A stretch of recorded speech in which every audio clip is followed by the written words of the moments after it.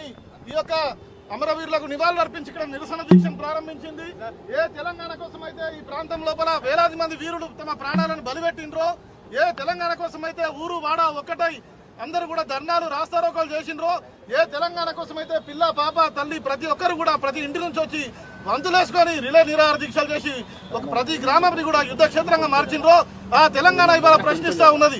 తెచ్చుకున్న తెలంగాణ లోపల ఉద్యోగాలు ఎవరికి వచ్చినాయని ప్రశ్నిస్తా ఉన్నది.